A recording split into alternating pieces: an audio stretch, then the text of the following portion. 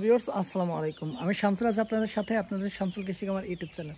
আমার পিছনে যে ঘরটি দেখতে পাচ্ছেন আমাদের দেশি মুরগির জন্য আমরা মেক করছি। এই ঘরটির একটি লং ভিডিও আমরা আমাদের ইউটিউব চ্যানেলে আপলোড করি।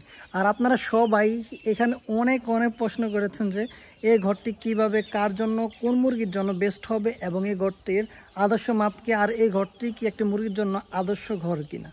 তো এই ভিডিওতে আমরা ইন ডিটেলস আলোচনা করব আসলে এই ঘরটি কাদের জন্য, কারা এই ঘরটি মেক করবেন এবং কারা এই ঘর থেকে বিরত থাকবেন।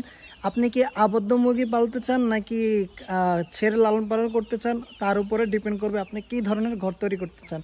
এরপরে আর একটা গুরুত্ব হচ্ছে আপনার স্পেস কেমন আছে। আপনার স্পেসের উপরে ডিপেন্ড করবে যে আসলে আপনার ঘরটা কেমন হওয়া দরকার, কতটুকু হওয়া দরকার। তো চলুন আজকে ভিডিওটা আমরা বিস্তারিত আলোচনা করি এই ঘর সম্পর্কে। যারা শামসুল কৃষি আমার ইউটিউব চ্যানেল নতুন আছেন, সাবস্ক্রাইব, লাইক, কমেন্ট, শেয়ার দিয়ে সাথে থাকুন। Thanks for watching. চলুন লেটস গেট স্টার্ট।